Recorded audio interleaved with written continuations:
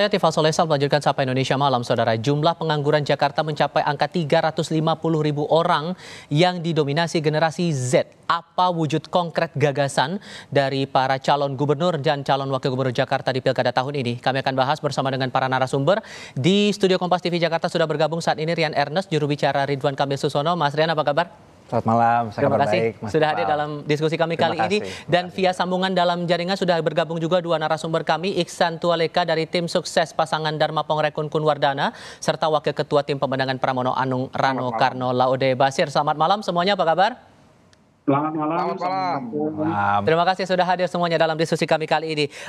Basisnya kenapa kami angkat diskusi ini berujuk lagi dari data BPS, 355.000 orang tercatat menganggur, tidak mendapatkan pekerjaan, dan ini mayoritas dari kalangan usia 15 sampai 29 tahun. Dan dari pasangan nomor urut 1 ini menawarkan yang paling pertama menarik saya cermati adalah kesempatan magang di pemerintahan provinsi dan BUMD. Apakah ada ruang bagi kalangan muda di usia angkatan muda kerja itu untuk bisa mewujudkan kreativitasnya dan bisa menuangkan segala ide-idenya di lingkup Pemprov itu? Program yang disampaikan itu hanya sebagian dari berbagai program yang ada sebenarnya, Mas. Untuk pembukaan kepada BUMD kantor gubernur tentu bisa, tapi kan mungkin slotnya nggak bisa banyak-banyak banget ya. Yang paling penting mungkin kita harus kembali ke akar masalahnya, bahwa mungkin selama ini pendidikan yang ada di Jakarta belum cocok dengan kebutuhan dunia usaha. Dan kedua, ada semacam harus ada dijodohkan gitu ya antara teman-teman yang sudah lulus juga dengan kebutuhan dunia kerja seperti apa. Nah, disinilah Pak Ridwan Kamil dan Pak Suswono itu terbiasa dengan digitalisasi, khususnya Pak Ridwan Kamil, karena punya pengalaman di Wali Kota Bandung dan Gubernur Jawa Barat. Kita bisa bikin match sambil dalam perjalanannya sering teman muda itu akses permodalan agak sulit nih, Mas. Nah, makanya ini sudah pernah diterapkan di Bandung dan di Jawa Barat. Bagaimana nanti ada satu kelompok masyarakat berkumpul, diberikan modal, bantuan usaha untuk wirausaha, tapi nanti sifatnya teman-teman ini saling tanggung renteng. Jadi ini ada berbagai program. Saya yakin kok tidak mungkin hanya dengan magang saja di BUMD lalu selesai. Ini hanya bagian dari rangkaian program.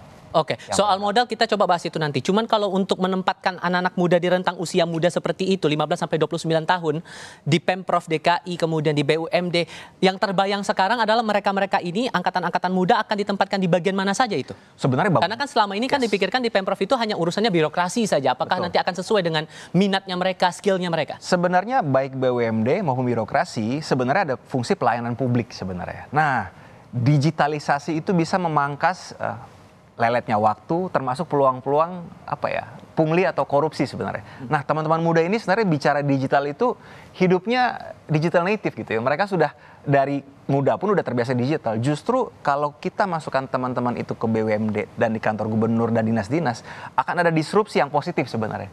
Mungkin birokrasi yang cenderung agak lama, agak lelet, dimanapun, bukan hanya Jakarta, ini akan menjadi lebih cepat lagi. Nah, ini Pak Ridwan Kamil dan Pak Suswono percaya ini bukan hanya pendekatan orang, tapi pendekatan sistem.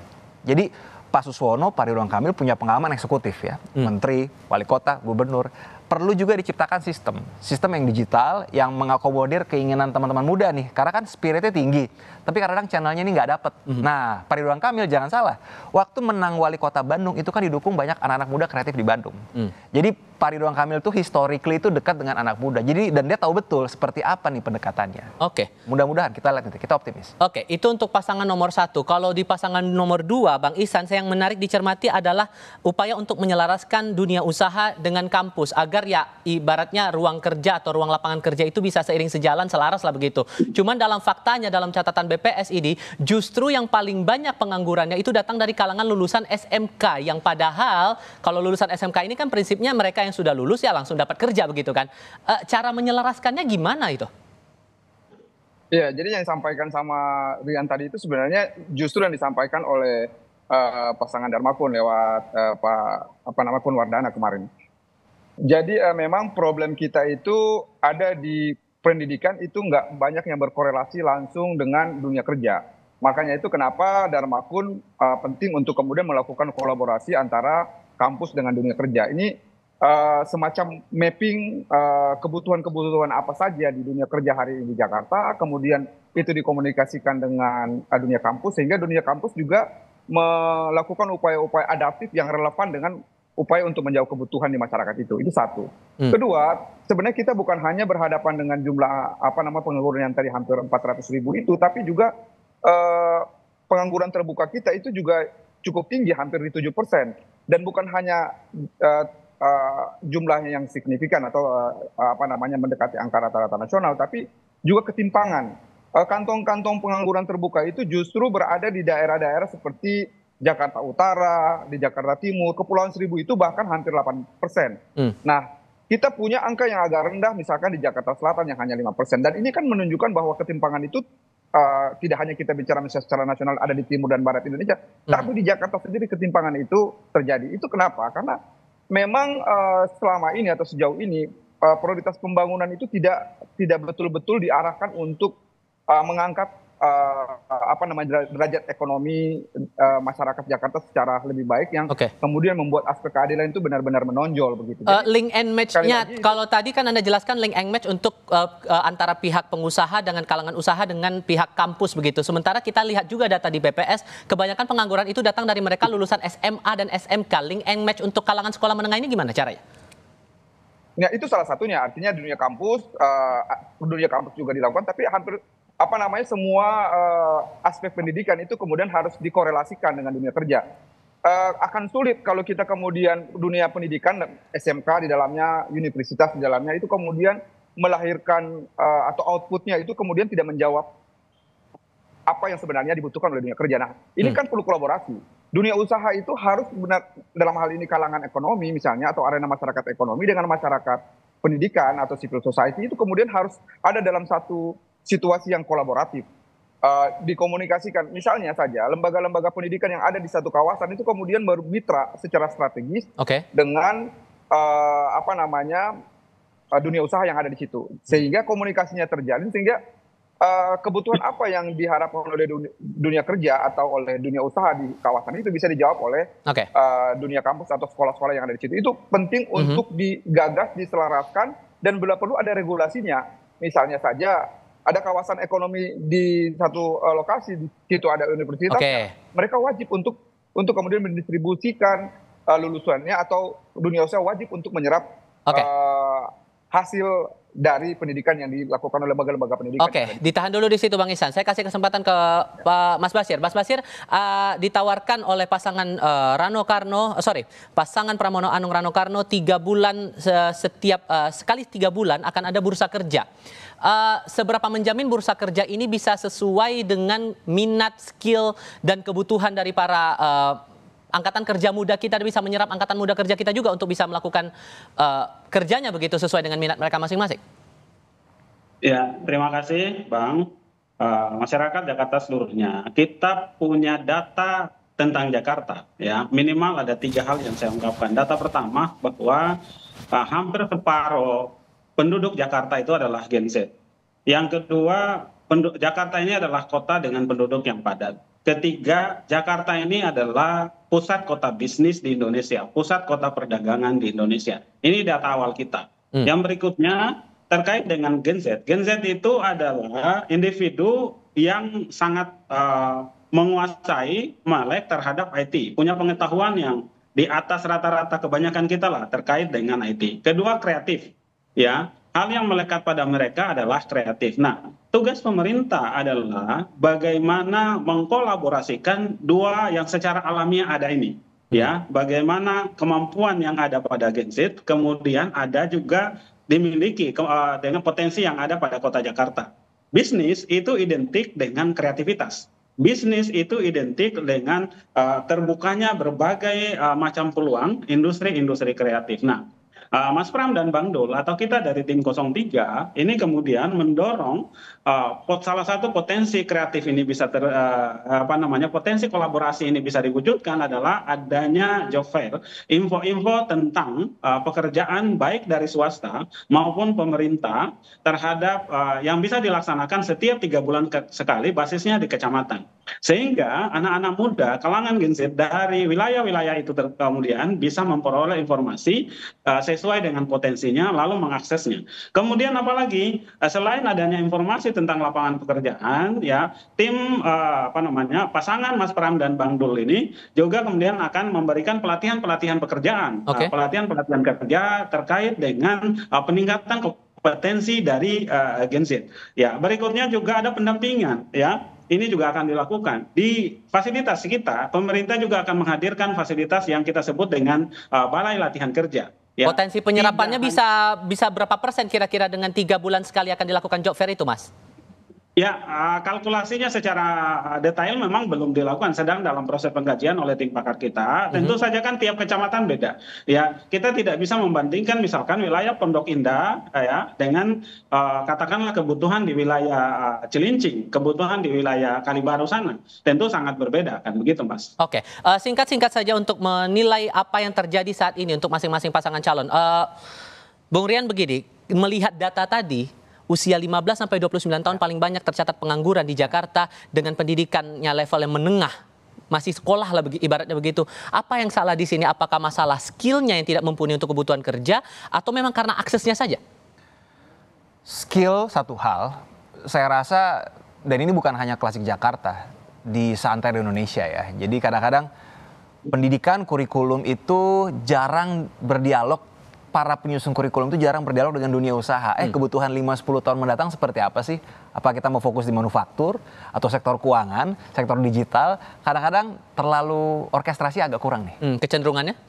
Mudah-mudahan kalau sekarang, makanya menjadi penting Ridwan Kamil dan Suswono ini adalah calon gubernur DKI yang sejalan dengan pimpinan nasional, Pak Prabowo. Sehingga Pak Prabowo melihat Jakarta pasti punya ada concern. Jakarta udah nggak ibu kota lagi, harus jadi kota ekonomi yang lebih kuat bersaing global. Nah, akan enak nih orkestrasinya bersama. Ini perlulah. Pak Ridwan Kamil ini adalah akademisi dosen, arsitek kota juga, pernah kepala daerah juga, sehingga sejujurnya beberapa program dari teman-teman 0203 sebenarnya bagus dan mirip-mirip. Tapi yang membedakan adalah siapa yang punya rekam jejak sudah pernah menjadi administratur kepala daerah. Itu menjadi penting karena waktu sangat pendek. Hanya 5 tahun. Pekerjaan rumah pengangguran, pekerjaan rumah macet, banjir, nggak bisa diselesaikan, hanya masih coba-coba. Oke, Bang Ihsan, menurut Anda ini perkara skill atau perkara aksesnya saja membuat anak muda atau angkatan muda ini sulit dapat kerja? Yang paling penting adalah akses. Jadi kan kalau disebutkan tadi ada banyak lulusan SMK misalnya, tapi kemudian mereka jadi penganggur. Ya sekali lagi itu kalau masalah akses. Dan sebenarnya ini menjadi penting atau krusial posisi pemerintah. Jadi pemerintah harusnya bisa menjadi katalisator yang baik untuk bisa memastikan bahwa lulusan sekolah itu kemudian bisa diserap di lapangan kerja. Tapi kalau kita mendengar atau menyimak kemarin itu diskusinya atau debatnya itu pada peningkatan sumber daya manusia, dan peningkatan sumber daya manusia itu harus menjadi sesuatu yang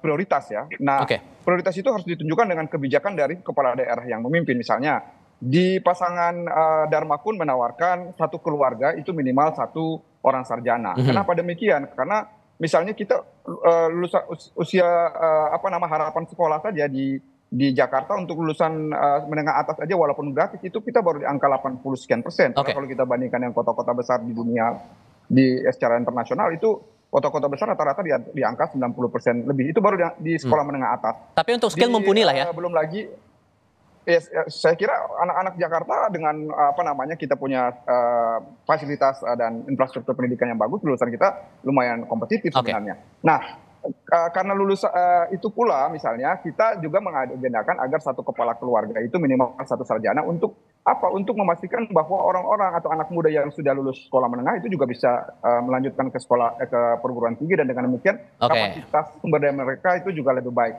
Dan yang lebih penting lagi perlu diingat adalah yang menawarkan MBPS gratis 100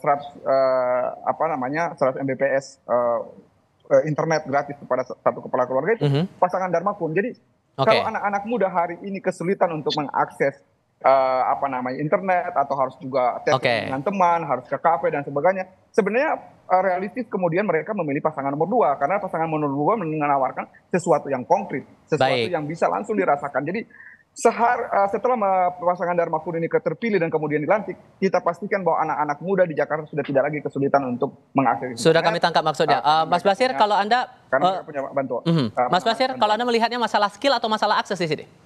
4 hal sebenarnya yang harus kita Singkat-singkat, Mas. perhatikan. Pemerintah harus memperhatikan, satu, ketersediaan lapangan pekerjaan itu sendiri. Ya, bagaimana investor, ya, lingkungan pekerjaan harus dijamin oleh pemerintah. Kemudian keamanannya dan lain. Iklim bisnis harus tumbuh dan berkembang, dijamin oleh pemerintah. Kedua adalah aksesnya yang Mas tanyakan. Ketiga adalah kualitasnya. Ya, akses kemudian kita ngadakan setiap 3 bulan ada job fair, apa semua itu adalah untuk membuka akses. Kemudian di link and match-kan dengan Jaki, dengan software yang sekarang ini ada di Pemda DKI Jakarta. Kemudian kualitasnya, bagaimana para Gen Z yaitu tersedia kualitas yang memadai untuk memasuki lingkungan kerja tertentu. Tentu balai latihan ini kita harapkan tidak hanya kita berpikir untuk bekerja di Indonesia. Di berbagai perusahaan multinasional bahkan internasional pun kita berharap anak-anak muda kita sanggup untuk bersaing itu. Yang berikutnya adalah stimulus. Ketika pelatihan, ketika apa semua kan kita berikan bantuan, atau ketika anak-anak muda mau membuka lapangan usaha basisnya industri kreatif sesuai dengan potensi Jakarta, ya tentu pemerintah harus hadir di sana memberikan kemudahan-kemudahan untuk menyampaikan. Yang terpenting itu semua adalah bagaimana kita memilih pemimpin yang basisnya ide gagasan. Kita hindari lagi memilih pemimpin karena pencitraan. Ya, alhamdulillah Mas Pram dan Bang Dul apa adanya kan gitu ya. Mas Pram yang memang dari dulu dipanggil Mas Pram tidak perlu harus dirubah menjadi Bang Pram seperti itu. Terima kasih. Oke, setidaknya diskusi kita kali ini memberikan referensi untuk para pemilih, terutama para pemilih muda, untuk bisa mempertimbangkan mana yang kira-kira realistis, mana kira-kira masuk akal, terutama untuk lapangan kerja bagi kalangan muda. Mas Rian sudah bergabung, terima kasih.